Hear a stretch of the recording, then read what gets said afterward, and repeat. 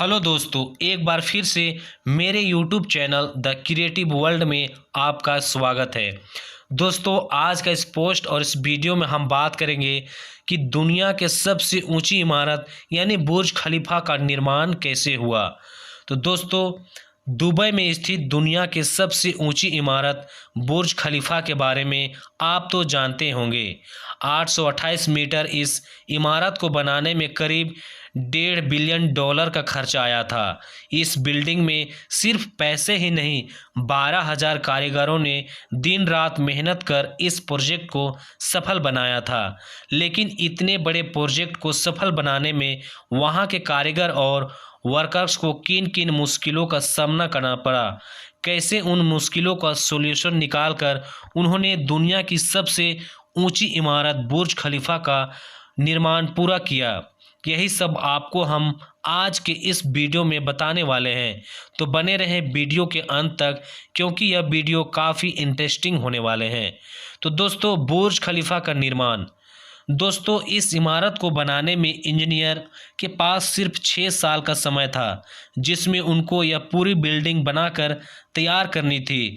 उसके बाद बुर्ज खलीफा को बनाने की शुरुआत 6 जनवरी 2004 को हुई, जब दुबई के प्रॉपर्टी डेवलपर AR ने बुर्ज खलीफा के डिजाइन की जिम्मेदारी अमेरिका के आर्किटेक्चर स्किडमोर, ओबिंग्स एंड मोरेल को दी गई, जो इससे पहले भी कई बिल्डिंग्स के स्ट्रक्चर तैयार कर चुके थे। लेकिन इतनी बड़ी इमारत स्ट्रक्चर तैयार करने में उनके भी हाथ पांव फूल गए, जिसके बाद दिन रात एक करके उन्होंने बुर्ज खलीफा के स्ट्रक्चर को तैयार कर लिया, और वह था बट्रेस्ड स्ट्रक्चर, जो पहली बार बुर्ज खलीफा के लिए इस्तेमाल किया गया।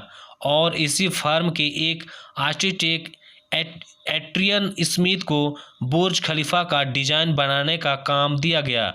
लेकिन बिल्डिंग का डिज़ाइन बनाने में ही 3 साल का समय लगने वाला था, और बचे 3 सालों में पूरी बिल्डिंग तैयार करना मुमकिन नहीं था। इसलिए बुर्ज खलीफा की खुदाई का काम शुरू कर दिया गया, और साथ ही डिज़ाइन बनाने का काम भी चलता रहा। लेकिन जब बुर्ज खलीफा के स्ट्रक्चर के लिए खुदाई की जा रही थी, तभी एक और मुसीबत ने जन्म ले लिया, क्योंकि बुर्ज खलीफा के स्ट्रक्चर के लिए जहां पर खुदाई की जा रही थी, वहां की ज़मीन में सिर्फ छोटे छोटे पत्थर और रेतीली ज़मीन थी, जो एक बिल्डिंग की बुनियादी रखने के लिए बिल्कुल सही नहीं होती। लेकिन साइंस के एक फार्मूले फिक्सन ने उनकी यह समस्या सुलझा दी। बता दें, बुर्ज खलीफा का स्ट्रक्चर और काम ज़मीन की पाइप का साइड्स भी बनी ग्रिप पर टिकी हुई है। इस बिल्डिंग के नीचे इंजीनियर्स ने 50 मीटर की गहराई तक 192 बेहद मजबूत पाइप्स को डाला, क्योंकि इस स्ट्रक्चर को इस भारत के 5 लाख टन से भी अधिक भार को संभाला है।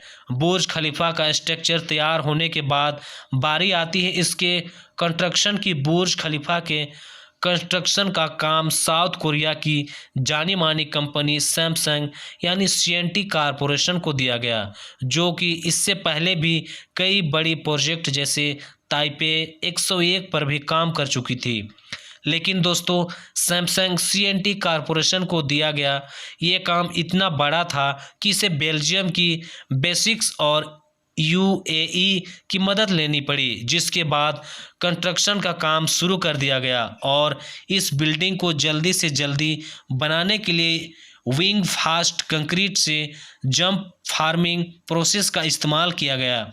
इस प्रोसेस में बेस में सांचे बनाकर इसमें स्टील विंग फॉर्मेंस्ट पार्ट घुसाकर इससे कंक्रीट भरा जाता, और जब कंक्रीट सेट हो जाता है तो उसे सांचे को ऊपर का फ्लोर बनाने के लिए ऊपर उठा लिया जाता, और यही सेम प्रोसेस दोहराया जाता है। इस प्रोसेस से बिल्डिंग एक तरह कंस्ट्रक्शन टीम के साथ के बाद एक फ्लोर बनाई गई, लेकिन ऊंचाई अधिक हो जाने के बाद एक और नई मुसीबत जन्म ले लिया।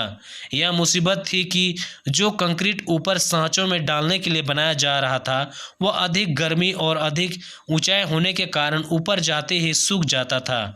इसके लिए टीम ने ऐसा कंक्रीट बनाया जो बिल्डिंग्स के ऊपर तक पहुंचने तक लिक्विड बने रहे और उस कंक्रीट के मिक्सर को बिल्डिंग के ऊपर जल्दी से जल्दी पहुंचाने के लिए कंस्ट्रक्शन टीम ने दुनिया के सबसे ताकतवर तीन कंक्रीट पंप का इस्तेमाल किया गया, जिन्होंने इस काम को अंजाम दिया। तो दोस्तों, आपको हमने इस वीडियो में बुर्ज खलीफा के निर्माण में इंजीनियर और वर्कर्स काम करने वाले किन कठिनाइयों और मुश्किलों का सामना करना पड़ा और बुर्ज खलीफा से जुड़े कुछ इंटरेस्टिंग फैक्ट के बारे में भी बताया है। तो दोस्तों, उम्मीद करता हूँ वीडियो अच्छा लगा हो। वीडियो अच्छा लगे तो लाइक और शेयर करें, साथ ही मेरे यूट्यूब चैनल को आप सब्सक्राइब करें और बेल आइकन घंटी को जरूर प्रेस करें। दोस्तों, आज के लिए जय हिंद, वंदे मातरम।